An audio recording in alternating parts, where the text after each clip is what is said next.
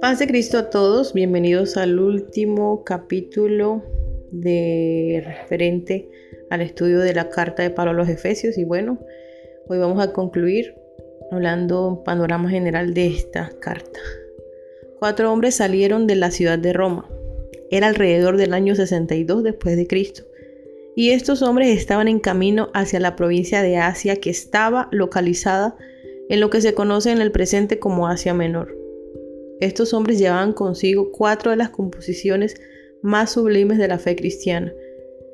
Estos documentos eran tan preciosos que serían de un valor inigualable si estuvieran en existencia en la actualidad. Roma no comprendió el significado de las escrituras de un prisionero desconocido.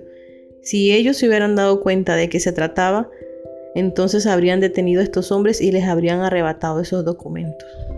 Cuando estos hombres se despidieron del apóstol Pablo, cada uno de ellos recibió una carta para llevar a la zona a donde se estaba dirigiendo.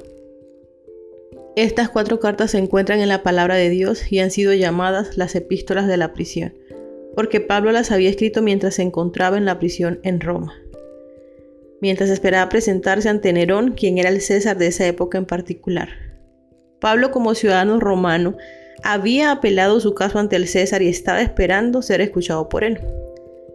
Estos 4 hombres y sus lugares respectivos de residencia pueden ser identificados. Primero, Epafrodito era de Filipo y llevaba consigo la epístola a los filipenses. Segundo, Tíquico era de Éfeso y llevaba la carta a los efesios. Tercero, Epafras era de Colosas y llevaba las epístolas a los colosenses. Cuarto, Onésimo, un esclavo fugitivo de Colosas, llevaba la epístola de Filemón, que era su amo. Estas epístolas representan un cuadro compuesto de Cristo, la iglesia, la vida cristiana y de la relación y funcionamiento de todas estas facetas diferentes de la vida cristiana en su más alto nivel. En la epístola a los Efesios, la carta que estamos estudiando, se nos presenta a la iglesia, la cual es el cuerpo de Cristo. Esta es la iglesia invisible de la cual Cristo es la cabeza. Y la epístola a los Colosenses nos presenta a Cristo como la cabeza del cuerpo. La iglesia, en Efesios, el énfasis se pone sobre el cuerpo. En la epístola a los Colosenses, el énfasis está en la cabeza. En Filipenses se presenta la vida cristiana con Cristo como la fuerza dinámica. El apóstol Pablo dijo en su epístola a los Filipenses, capítulo 4, versículo 13, todo lo puedo en Cristo que me fortalece. Ahora, Filemón presenta el vivir cristiano en acción, actuando en una sociedad pagana. Pablo le escribió a Filemón, quien era el amo de este esclavo Onésimo, para decirle, como leemos en su epístola a Filemón, versículos 17 y 18, así que, si me tienes por compañero, recíbelo como a mí mismo, y si en algo te dañó o te debes, ponlo a mi cuenta. En otras palabras, el evangelio durante el primer siglo era algo practicado en la vida diaria y funcionaba. Esto es lo que estamos viendo en la epístola de Efesios. Hablando de una manera global, podemos decir que la iglesia es la obra de arte de Dios. Es más hermosa que cualquier templo construido por manos humanas. Este edificio espiritual está siendo construido por piedras vivas y es habitado por el Espíritu Santo de Dios. Es como el cuerpo de Cristo en este mundo para vivir y caminar en esta tierra como Él habría caminado.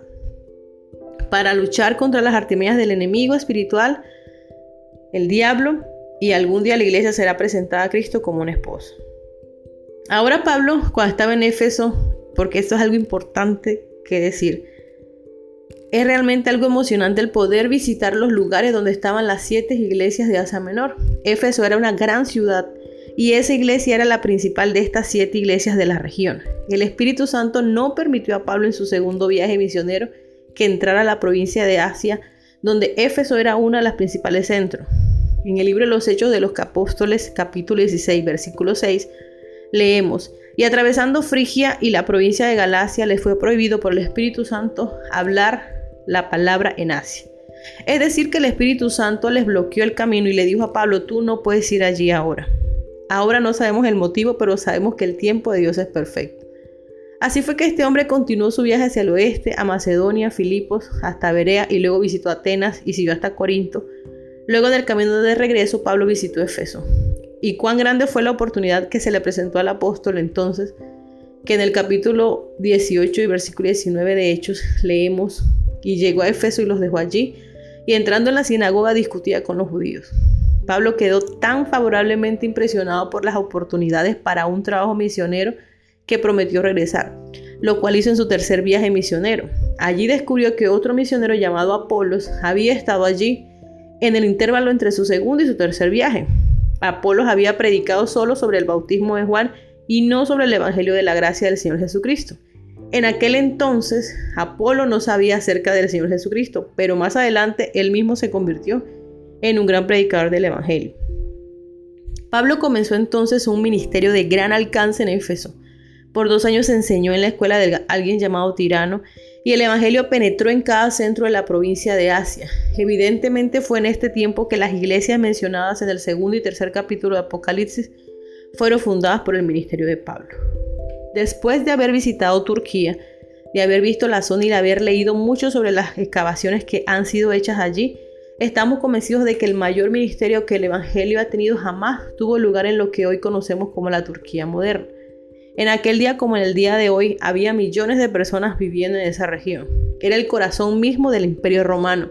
La cultura de Grecia ya no se encontraba en Grecia, se desarrollaba a lo largo de esta costa, la costa occidental de Turquía, donde Éfeso era la ciudad principal. Era un gran centro cultural y un gran centro religioso, el clima era agradable y era un hermoso lugar para visitar. Los emperadores romanos acudían a estas zonas para pasar sus vacaciones y allí es donde el evangelio tuvo su mejor acogida. Así Éfeso era la ciudad principal de Asia Menor y probablemente de toda la sección oriental del Imperio Romano. Solo era superada por Roma. Había sido fundada en el año 2000 a.C. por los hititas. Fue lo que llamaríamos una ciudad oriental asiática hasta el año 1000 a.C., cuando entraron los griegos. Allí uno podía ver una mezcla del este y del oeste. Por un largo periodo de 2500 años, Éfeso fue una de las ciudades más grandes del mundo. Tenía un puerto que hoy ya no existe.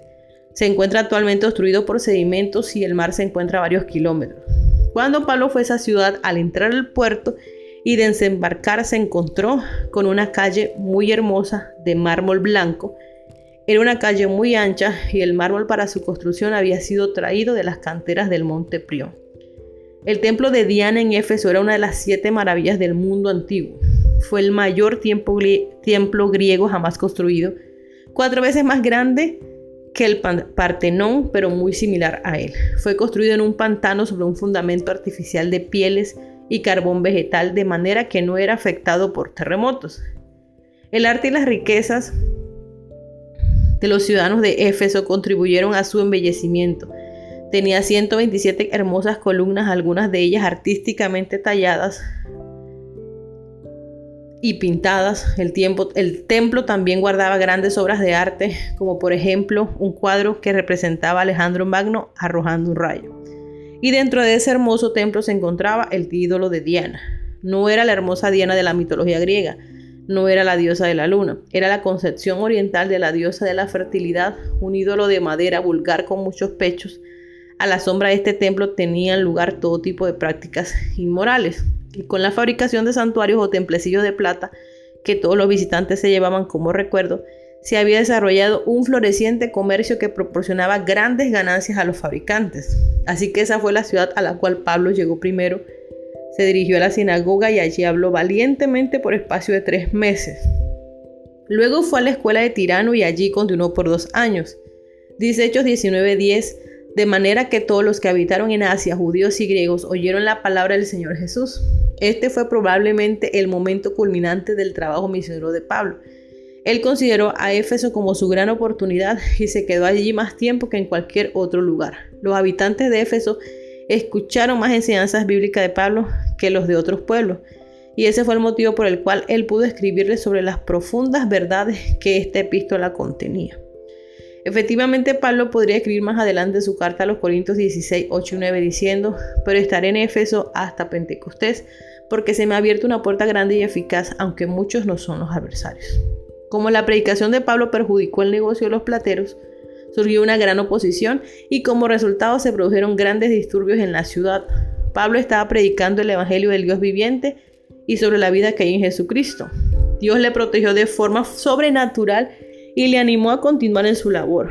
Pablo amó a esta iglesia de Éfeso Su última reunión con los líderes espirituales de esa iglesia fue una tierna despedida. Encontramos en Hechos 20, versículos 17 al 38. Un gran número de personas se convirtieron a Cristo. Por ello creemos que el evangelio fue más efectivo en esa zona que en cualquier otro lugar y que en otras épocas en la historia del mundo.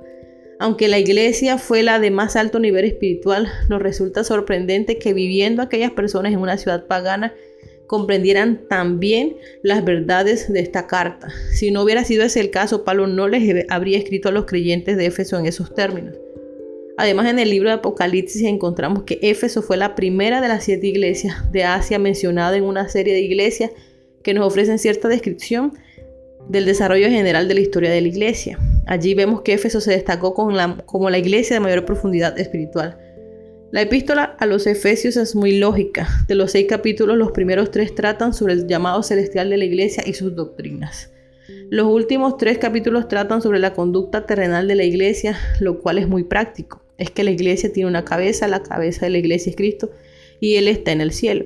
Nosotros estamos identificados con Él, pero los pies de la iglesia están aquí abajo en la tierra y el apóstol Pablo no nos dejaría allí sentados en los lugares celestiales. Él dijo en Efesios 4:1, yo pues, preso en el Señor, os ruego que andéis como es digno de la vocación con que fuisteis llamados. O sea que recordó a aquellos creyentes que era hermoso estar con la mente en el cielo, enorgulleciéndose de la posición espiritual que tenían al estar unidos en Cristo, pero que era necesario descender a la tierra y comenzar a vivir. Tenemos que recordar que en los días de Pablo, los cristianos vivían en la sociedad pagana del mundo romano. La primera mitad de la epístola, es decir, los primeros 3 capítulos, es doctrinal y la otra mitad es práctica, lo cual nos presenta una división muy lógica del libro. Necesitamos ambas partes, no podemos vivir solo en los 3 primeros capítulos. Estos son hermosos, pero el mensaje debe descender al nivel de nuestra vida de cada día. La sección doctrinal en sí misma es también muy lógica. En el capítulo 1 la iglesia es un cuerpo, en el 2 vemos que la iglesia es un templo y luego en el capítulo 3 que la iglesia es un misterio. Luego cuando llegamos a la sección práctica encontramos en el capítulo 4 que la iglesia es un hombre nuevo, es decir, que la iglesia tiene que exponer algo nuevo en el mundo y entonces el cristiano vive en esta tierra como una nueva persona. En el capítulo 5 vemos que la iglesia será una esposa. No nos hagamos a la idea de que la iglesia es una esposa ahora. El apóstol Pablo les dijo a los Corintios en su segunda carta 11:2, os he desposado con un solo esposo para presentaros como una virgen pura a Cristo. Es como si les hubiera dicho, yo os he comprometido en casamiento hoy y algún día la iglesia será la esposa. Luego del capítulo 6, la iglesia es un soldado. Es que hay un enemigo contra quien luchar en este mundo. Está teniendo lugar una batalla espiritual. El clarín ha sonado y los cristianos debemos mantenernos firmes en la causa de Dios. Vamos a resumir ahora el bosquejo o el orden en que se tratan los principales temas para tener una visión general del contenido de esta carta. Primera parte, sesión doctrinal, el llamado celestial de la iglesia, capítulos 1 al 3. La iglesia es un cuerpo, capítulo 1. La introducción del capítulo 1, versículo 1 al 2. Dios es el Padre, planeó la iglesia. Dios el Hijo pagó el precio por la iglesia. Dios el Espíritu Santo protege a la iglesia. Oración por conocimiento y poder. La iglesia es un templo, el material de la construcción, el método de la construcción, el significado de la construcción. La iglesia es un misterio, capítulo 3. La explicación de ese misterio en el capítulo 3 del 1 al 4. La definición del misterio. Capítulo 3, versículo 14 al 21, oración por conocimiento y poder. Segunda sección práctica de la conducta terrenal de la iglesia, capítulos 4 al 6. Capítulo 4, la iglesia es un hombre nuevo. Y en esta se desglosan los temas de exhibición del hombre nuevo, inhibición del hombre nuevo, prohibición del hombre nuevo. Luego en el capítulo 5, la iglesia será una esposa. En esto se desglosan los temas del compromiso de la iglesia, la experiencia de la iglesia, la expectativa de la iglesia. La iglesia es un soldado, capítulo 6. Las relaciones del soldado, el enemigo del soldado y la protección del soldado. El ejemplo de soldado, Pablo, un buen soldado es Jesucristo. La bendición del soldado pidiendo conocimiento y poder. Entonces, en esta estructura general, que siempre se los digo, es una estructura muy general y también como adecuada a lo que yo voy estudiando. Por eso es tan importante que nosotros, cada uno, haga una lectura consciente de estos capítulos de la Biblia, porque según incluso la situación en la que nosotros nos encontramos cada uno, vamos a encontrar cómo la palabra de Dios nos va hablando de distintas formas, a todos, aunque sea la misma palabra. Y no va a tener como el mismo poder o no va a causar el mismo efecto en mí que en ti cuando tú vas a esa palabra a buscar respuestas y encuentras cosas que en su momento terminan definiendo, creo que, muchísimas cosas en nuestra propia vida. Entonces, creo que uno de los versículos más que a mí más me llegue y me toca el corazón está en Efesios, el capítulo 5, la traducción en lenguaje actual, versículo 14 y 15, dice: por eso alguien ha escrito: despiértate tú que duermes, levántate entre los muertos y Cristo te alumbrará. Tengan cuidado de cómo se comportan, vivan como gente que piensa lo que hace y no como tontos. Aprovechen cada oportunidad que tengan de hacer el bien, porque estamos viviendo tiempos muy malos. Luego en el versículo 19 dice: cuando se reúnan, canten salmos, himnos y canciones, alaben a Dios, al Padre, y denle siempre gracias a Dios por todo en el nombre del Señor Jesús. Encontramos pues una lista de requerimientos de lo que Dios demanda de los matrimonios, del esposo, de la esposa. Y ya cuando vamos a terminar, hay 4 capítulos dedicados de los padres y los hijos. Luego vienen los esclavos y los amos. Y creo que una de las partes más conocidas, el versículo 10 del capítulo 6, la armadura de Dios, que nos deja una enseñanza muy poderosa acerca de todo lo que nos guarda. Entonces, mis amados hermanos, de esta manera muy general y como conclusión, quiero dejarte que somos la iglesia de Dios, somos también soldados, cada uno independientemente de nuestra posición. Todos los días nos enfrentamos a distintos desafíos y lo que tenemos nosotros para sostenernos es esa armadura de Dios que Dios nos ha dejado, consciente de todo lo que hay a nuestro alrededor y de todos los ataques, de todo el modernismo, de todo lo que existe hoy en día. Dios no nos ha dejado desprovistos de poder, no nos ha dejado huérfanos, al contrario. Nos dejó cubiertos, nos dejó llenos, nos dejó el Consolador. Entonces quiero animarte siempre a que cada día leas la palabra del Señor. No dejes que pase un día sin hacerlo.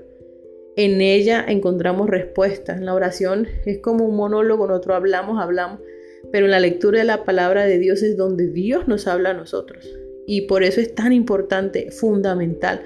No puede ser algo ocasional, sino intencional. Cada día leer la palabra del Señor y dejar que Dios me hable. Deseo muchas bendiciones para tu vida y bueno, la próxima semana entramos a la carta del apóstol Pablo a los Filipenses. Tiene 4 capítulos, es bastante corto, pero la verdad tiene mucha sustancia. Entonces deseo que Dios te bendiga grandemente y nos vemos la próxima semana.